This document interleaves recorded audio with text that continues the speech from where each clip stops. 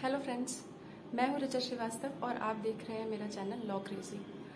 आज अपने इस वीडियो में मैं डिस्कस करूंगी आपके साथ अमेरिका का एक बहुत ही फेमस केस, एक ऐसा केस जिसने न सिर्फ अमेरिका के जुडिशरी की दिशा और दशा बदली बल्कि पूरे विश्व के लिए एक प्रेसिडेंट बन गया। हमारे इंडिया के लिए भी, हमारे इंडियन जुडिशियल सिस्टम के लिए भी ये एक बहुत बड़ी नज़ीर साबित हुआ। आज आप जिस टर्म को जुडिशियल रिव्यू कहते हैं, इस टर्म की शुरुआत हुई थी इसी केस के साथ, जिसको आज मैं आपके साथ डिस्कस करने जा रही हूँ। इस केस का नाम है मार्बरी वर्सेस मेडिसन। तो इस केस में बड़ा दिलचस्प केस है ये और थोड़ा सा लंबा भी है। अगर आप लॉ बैकग्राउंड से हैं या आप सिर्फ एक इंटरेस्ट के तौर पर इस वीडियो को सुन रहे हैं, फिर भी आप इसको थोड़ा पेशेंटली सुनिएगा, मज़ा आएगा आपको और आपकी नॉलेज भी बढ़ेगी। तो देखिए, अमेरिका की बात है सन 1803 की। उस समय दो पार्टीज़ जो हुआ करती थी अमेरिका के पॉलिटिकल सिनेरियो में या पॉलिटिकल अखाड़े में, वो थी फेडरलिस्ट्स की पार्टी और डेमोक्रेटिक रिपब्लिकन्स की पार्टी। तो तत्कालीन जो पार्टी थी जिसके नेता श्रीमान जॉन एडम्स राष्ट्रपति हुआ करते थे, 1803 की बात है और री इलेक्शन कैंपेन चल रहा था जिसे राष्ट्रपति जॉन एडम्स हार गए थे और उन्हें ये पता था कि कुर्सी उनके हाथ से जाने वाली है। थॉमस जेफरसन जो डेमोक्रेटिक रिपब्लिकन्स पार्टी से बिलोंग करते थे, उन्हें कुर्सी मिलने वाली थी, वो राष्ट्रपति बनने वाले थे। ऐसे में जॉन एडम्स ने ये सोचा कि किस तरह से स्टेट पर अपना कंट्रोल बरकरार रखा जाए। तो लेजिस्लेचर में तो उनकी हार तय थी।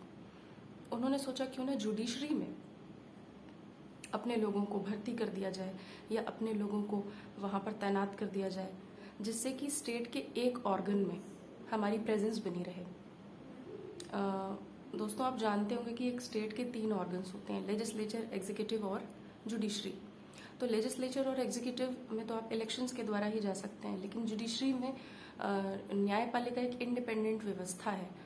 तो जॉन एडम्स ने किया ये कि उन्होंने जुडिशरी में नए जज भर्ती कर दिए रातों रात और उनके कमीशन लेटर्स साइन करके रख लिए।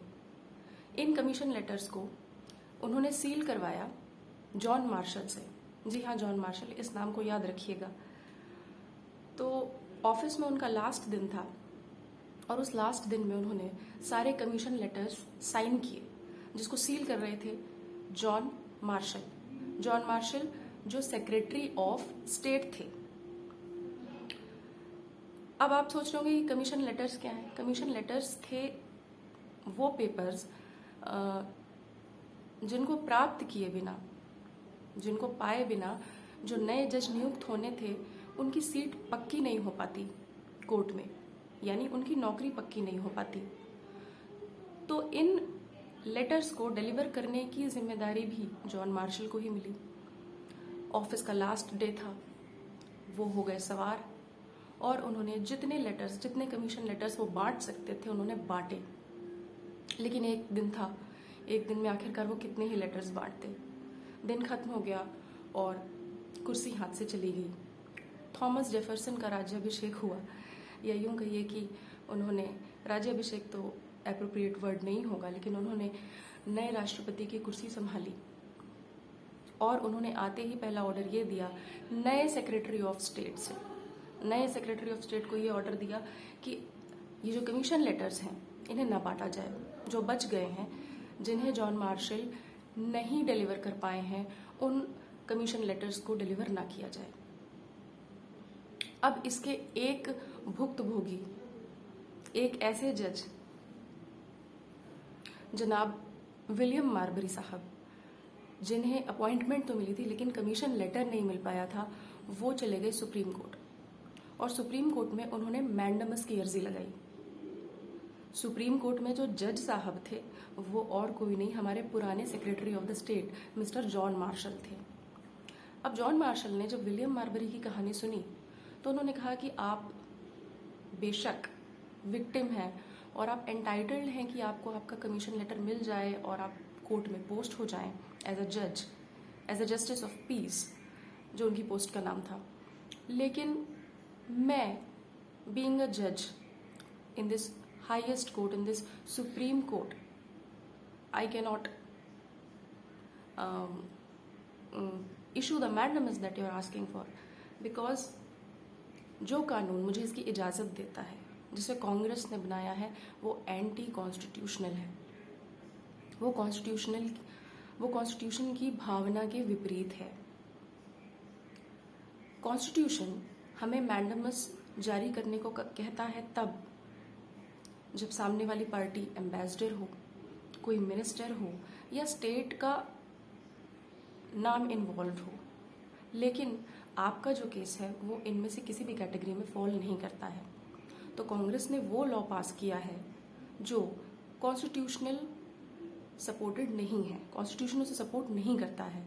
इसीलिए हालांकि कांग्रेस द्वारा ऐसा कानून है जिसके तहत मैं मैंडमस जारी करके आपको बहाल कर सकता हूं, लेकिन मैं ये नहीं करूंगा क्योंकि वो कानून एंटी कॉन्स्टिट्यूशनल है, कॉन्स्टिट्यूशन की भावना के विपरीत है। जी हाँ दोस्तों, जुडिशियल रिव्यू का मतलब यही होता है। लेजिस्लेचर कोई कानून पास जरूर कर सकती है, वो कानून बरकरार भी रहेगा, लेकिन अगर न्यायालय की नज़र में, कोर्ट की नज़र में वो कानून कॉन्स्टिट्यूशन की भावना के विपरीत है, संविधान के एलिमेंट्स के विपरीत है, उसके बेसिक स्ट्रक्चर के विपरीत है, तो तुरंत न्यायालय ऐसे कानून को खारिज कर देते हैं, क्वॉश कर देते हैं, इनवैलिड घोषित कर देते हैं।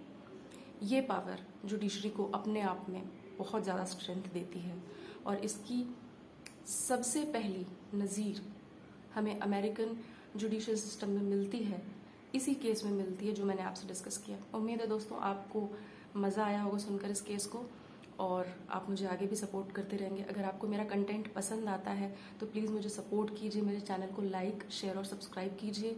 अच्छे या बुरे कमेंट्स जो भी आपको समझ में आते हैं प्लीज़ ज़रूर दीजिए। थैंक यू, मिलते हैं अगले वीडियो में।